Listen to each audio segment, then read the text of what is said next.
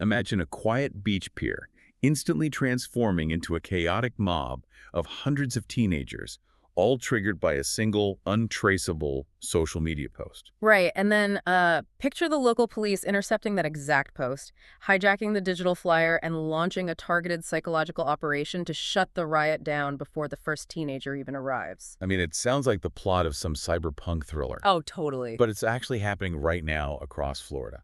We're seeing this sudden, massive explosion of unsanctioned teen takeovers. And, we aren't talking about a dozen kids just playing loud music in a park. No, not at all. We're talking about huge flash mob-style gatherings that honestly look more like tactical invasions. The statistics from local authorities are just staggering. In one incident, between 600 and 700 youths flooded Friendship Fountain in Jacksonville. 700 kids. That is wild. Yeah, and a recent takeover at Jacksonville Beach actually ended with 4 people getting shot. These events completely overwhelm local police departments. They drain city resources in literally minutes. Because traditional policing just fails when a crowd forms this fast, law enforcement decided to launch a massive, high-tech counteroffensive. Which is exactly what we're getting into today. We're looking at a fascinating mix of sources for this deep dive to understand how they actually do this. Right. What are we looking at? So we're pulling data straight from Florida Department of Education presentation notes, local news coverage from stations like News4JAX and FOX35, and we're also pulling reporting from right-leaning outlets like Breitbart and Red State. And we should probably make something clear right up front. Yes, absolutely. We are not here to take political sides. Right. We don't endorse the views of any of these specific outlets, left or right. Our mission today is just to look at the raw data impartially. Exactly. We just want to unpack exactly how law enforcement uses cutting-edge social media intelligence and actual psychological operations to stop these events. And we want to examine the massive data systems they built to predict the next strike. But, before we get into the tech, we really need to understand the physical chaos driving the panic. Like, how do these teen takeovers actually mutate from a simple group chat into a riot involving 700 people? Well, according to the local news sources, the defining feature of these takeovers is that they operate completely off the traditional radar. Teenagers organize them using Snapchat, TikTok, and these massive private group chats. Basically, someone creates a flashy digital flyer, they hit send, and within hours, that flyer bounces across thousands of screens. And obviously they don't pull city permits for these. No permits, and obviously no adults are invited to chaperone. The flyer for the planned St. Augustine event really tells you everything you need to know about their intent. The slogan stamped right on it was incredibly aggressive. It just read, pull up, turn up, take over. Well, yeah. I mean, it wasn't an invitation to a casual party. It was a literal call to action. right. That phrase acts as a digital rallying cry. So when hundreds of teenagers suddenly converge on a beach pier or a busy shopping corridor, the environment immediately destabilizes. Just because of the numbers. Exactly. The sheer volume of bodies creates fertile ground for danger. Fights break out. Some participants bring handguns. Drugs circulate through the crowd. And then innocent bystanders end up running into panic. I saw that local businesses are forced to lock their doors early just to protect their customers from the surge. Which is a nightmare for a city. So the state of Florida decided they needed a way to break these crowds apart before they destroyed property. Right. Lawmakers actually passed House Bill 1435. This law targets these pop-up events by giving police the power to declare specific areas as special event zones. Okay, how does a special event zone work? Basically, if intelligence suggests an unpermitted crowd of 50 or more people will gather and disrupt traffic, police can blanket an entire city block or beachfront with this zone designation. Just flip a switch and it's a zone. Basically, yes. And once a zone flips active, the law instantly doubles the fines for non-criminal traffic infractions. Double the fines. Yeah, and it also gives officers the power to impound vehicles for up to 72 hours for basically any traffic violation, criminal or not. Wait, I need to push back on that logic for a second. Sure. Does doubling a parking ticket or towing a car actually stop a 15-year-old who doesn't even have a driver's license? Yeah, that is the exact problem. I mean, if you take an Uber or just walk onto the beach pier with your friends, a 72-hour vehicle impound means absolutely nothing to you. Right. Fines and impounds only really punish the drivers. The vast majority of these teenagers just walk right into the zone, and that highlights the massive limitation of a purely physical response. It's like trying to stop a flood with a traffic ticket. Exactly. The authorities quickly realized that waiting for the mob to form physically on the streets was a losing battle. The organizers knew the police couldn't arrest 700 kids all at once, so they just kept calling for takeovers. So to actually beat them, police had to stop fighting them on the pavement.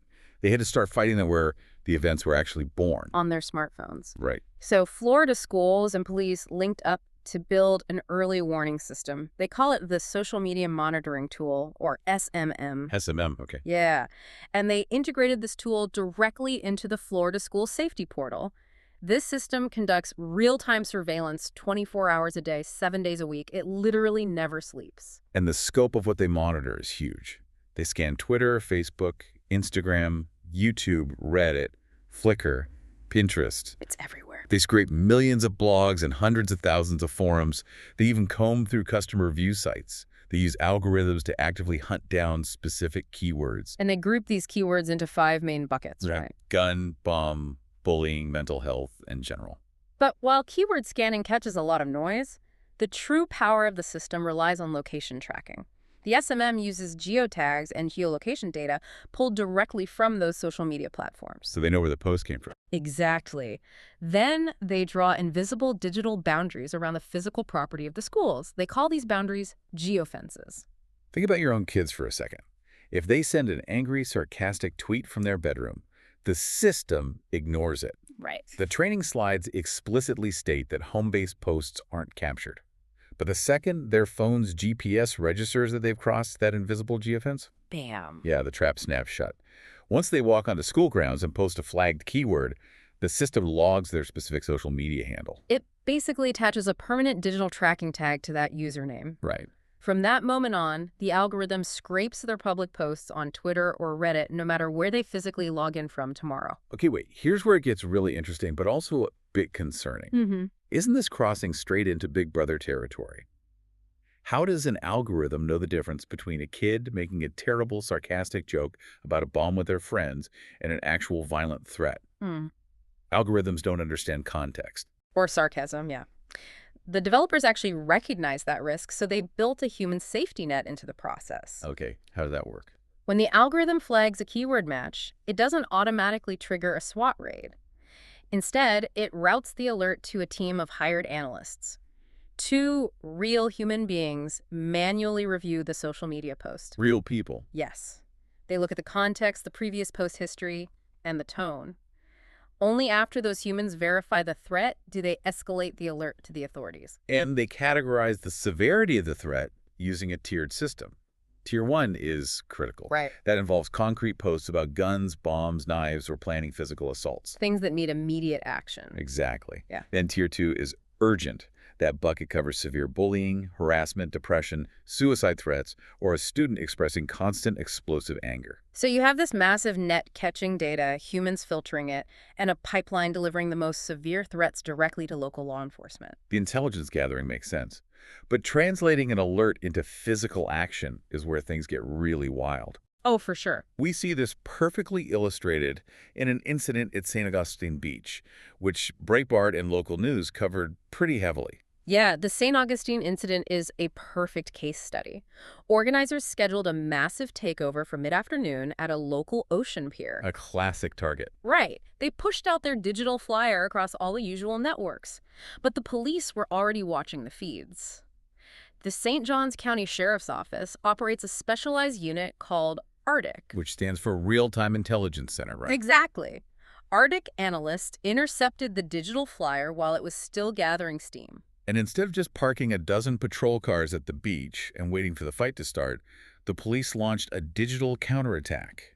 This is the crazy part. They executed what military intelligence agencies call a PSYOP, or a psychological operation. They didn't just warn the kids. They took the teenagers' own digital flyer, stamped the word canceled heavily across it in massive red letters. Just slapped it right over their own artwork. Yes. And then they weaponized social media to spread it themselves. They pumped that altered image right back into the same Snapchat and TikTok networks the teenagers were using. They hijacked the viral momentum. Exactly. And they killed the event before the first person even arrived. That is absolutely brilliant. I mean, when a teenager scrolling their feed sees the police actively posting their own flyer with "canceled" stamped on it, the entire illusion of a secret, unsanctioned underground party shatters. It just becomes lame. Right. It becomes lame and it becomes risky. Chief Daniel Carswell of the St. Augustine Beach Police Department paired this digital tactic with a physical warning. He publicly declared a zero-tolerance policy for anyone who ignored the canceled flyer and showed up expecting to cause trouble. So the operation altered the behavior of the crowd before the crowd even formed. Florida Attorney General James Uzmir actually jumped onto the social media platform X to warn the organizers directly. What did he say? He posted, "Whoever is organizing these teen takeovers, congrats, you have my attention." Yeah. He added that statewide prosecutors are actively developing a plan to investigate and prosecute the ringleaders. But Red State raises a really interesting counterpoint in their coverage of all this. They do, yeah. If you just slap "canceled" on a digital flyer, you haven't actually stopped these kids from wanting to riot. You've just forced them to find a better hiding spot. That's a great point. The conservative outlet's critique centers on the idea of root causes. They argue that outsmarting a teenager on the internet doesn't cure underlying youth delinquency. Right, because the urge is still there. Exactly. Until society fixes the behavioral issues driving the urge to destroy property or swarm a public space, the people organizing these riots will simply adapt. They'll just find new methods. They will. They will discover new ways to dodge the social media monitoring algorithms. The technology serves as a highly effective bandage, but it's not a cure. It essentially creates a perpetual arms race. Yeah. The police build better tech, the kids find better hiding spots. Which brings us to the elephant in the room. The privacy issue. Yes. When police execute psychological operations and the state tracks geofenced digital footprints, this massive accumulation of data inevitably triggers severe privacy concerns. It does, because when you integrate law enforcement records, social media tracking data, and social services files into one centralized dashboard like the Florida School Safety Portal, You build an incredibly sensitive database. very sensitive. Parents and civil rights groups immediately ask, who gets to look at this information?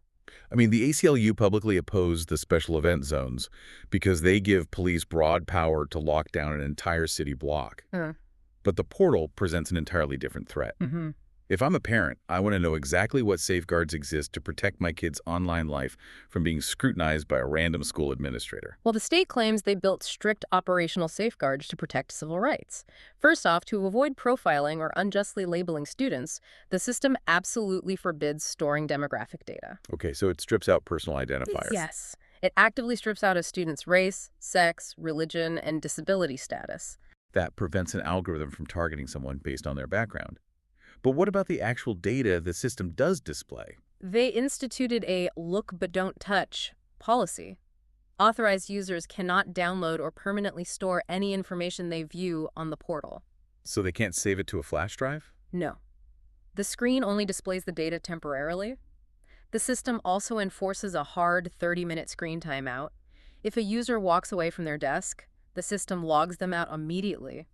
Furthermore, access requires role-based authentication. So in plain English, that means a school principal can't just browse through a student's criminal justice data on a Tuesday afternoon just because they're curious. Exactly. They need specific legal authorization tied to their job title to view that file. And everyone who logs in must pass annual security training. Okay, but the real tension lies in what sits